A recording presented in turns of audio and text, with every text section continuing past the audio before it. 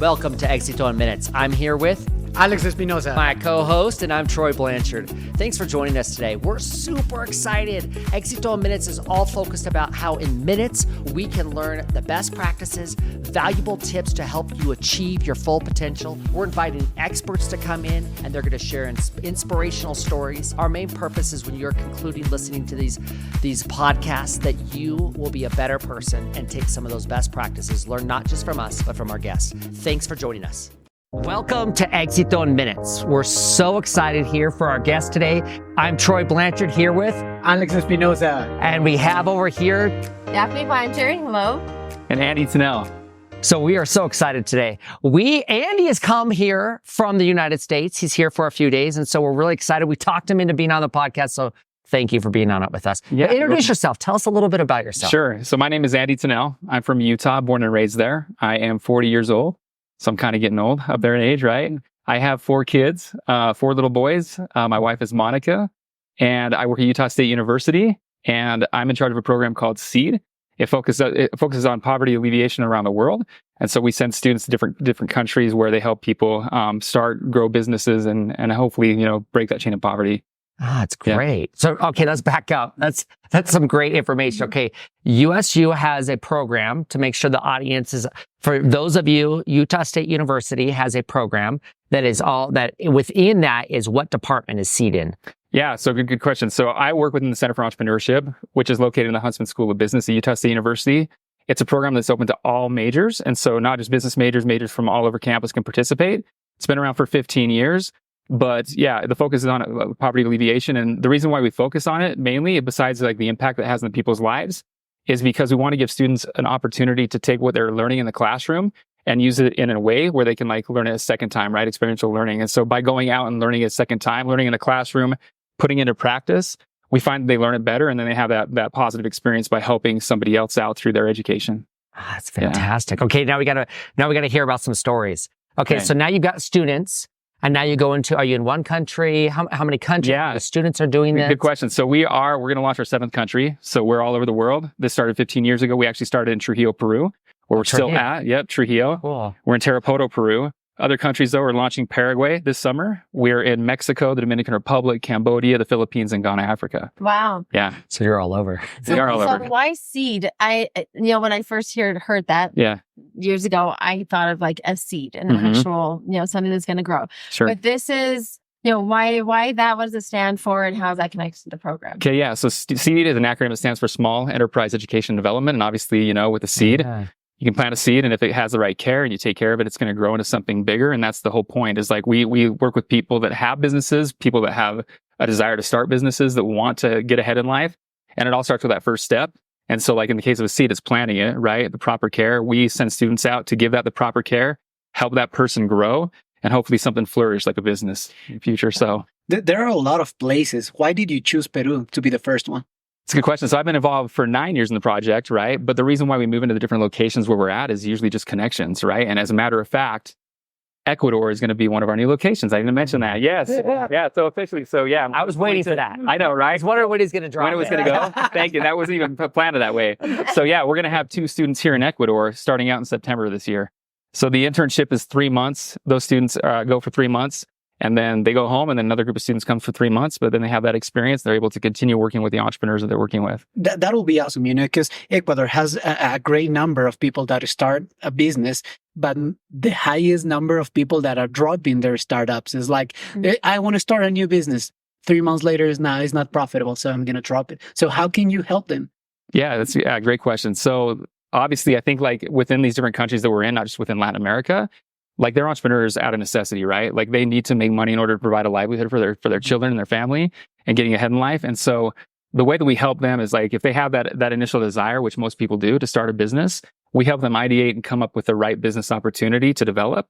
And once they have them, they've launched it. The biggest thing that we found is like the continual, giving them motivation through mentorship. And so one-on-one mentorship. And the biggest thing is just setting goals with them, right? So helping them along that business start process. They have the passion, the tenacity, generally to do like the things that are hard, like starting a business, but they just need a little bit of direction. And that's what our students do. It's like just continuous one-on-one mentorship with them.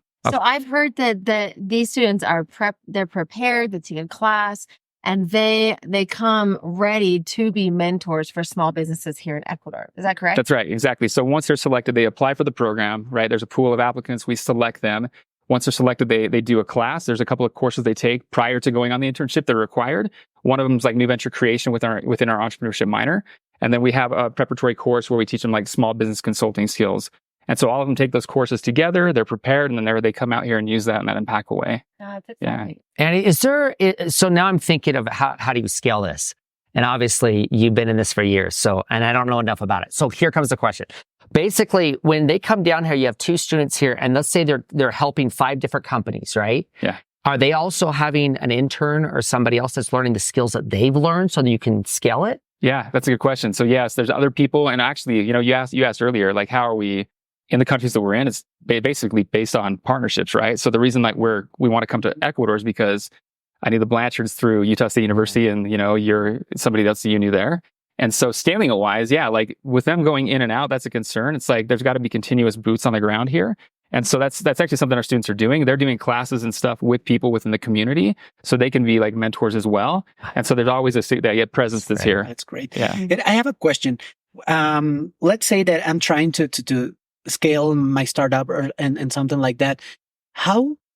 What would you tell to those that are trying to learn from students? Like, because I'm pretty sure that there's going to be people that's like, hey, you're a student. You don't have the experience to mentor me. So what advice would you tell those people? Because they're going to receive mentoring that is going to be amazing. They just don't know. Yeah. Well, the first thing is this is completely free. And so who would even turn that down, right? Yeah. It's like, let's prove it, right? But we have a proven process. We've been doing this for 15 years. And, we have, I think one of the metrics that we've measured is like household income improves like 100%.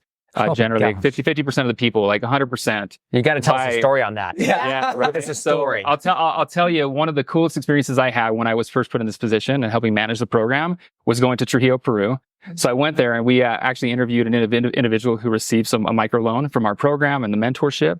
And so she was living in abject poverty, right? She had a house, or I guess like a roof covering, overhead. And so motivation behind what she wanted to do was, giving her kids an education and providing a better life for them.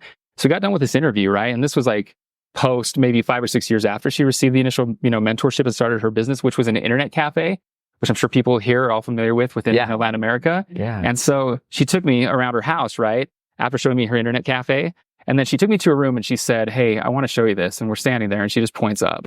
And I look up and it's confused. And I was like, what do you want to show me? She's like, I want to show you the roof. She was like, this part of my house didn't have a roof over it before I met your students. And then all of a sudden, like I was just overcome with those emotions, right? Yeah. My tears started filling up, my eyes filling up with tears. Yeah. Right. And then she took me to another room. And so it was cool to see what had happened over the process, like 6 years. But I walked to another room after seeing what the program had provided. She had a picture of her kids, right? And they had graduated from high school. And now they were like going to college and graduating from college. And so that's something that never would have happened had she not started a business.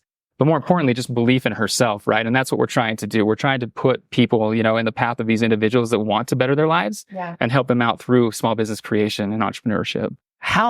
This is amazing. Thank you for the story. Yeah. If I was the audience and I was listening right now, I'd be like, okay, I just started a business. How can I get some consulting for free? Like, for our audience that's listening, what's the next steps as you start to bring down students in here? How does that work? How do they get connected? Yeah, the connection point is our partnership, right? So right now you're looking at the partners. Here they are, right? Like you're going to be sponsoring students and helping them out. And so I think word of mouth trickling. And so we'll do group classes, right? Within the community, they're welcome to attend those. Those are going to be free.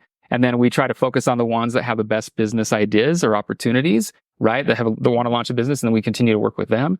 And then if you have a business, but you want, additional mentorship, we also do that as well. You don't have to just be starting out with the process. So reach out to us. I'm sure you'll probably in the comments or whatever. So have information. Yeah. Right. Great. But it's just, word of mouth. And then through our partner organizations, we're partnered up with. So the only requirement you need is to have an idea. Am I right? Yeah. Or just a desire. You don't even have to have an idea. No, you can just come and sit down with the students and help ideate. We go through, there's a series of 8 lessons where we go through the business startup process, and, some of that's ideation and targeting the right opportunity. Yeah.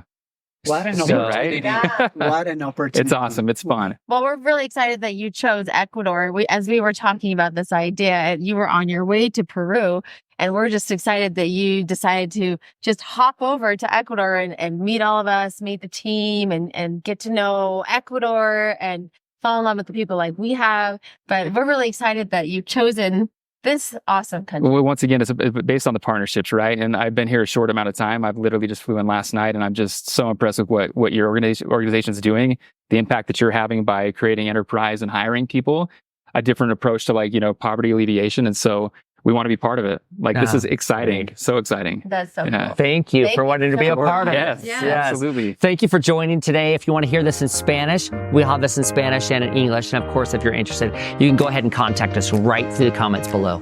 So thank you for joining us. Appreciate you being here. Thank you. Thanks for having me. Yeah, appreciate it. Thank you, guys.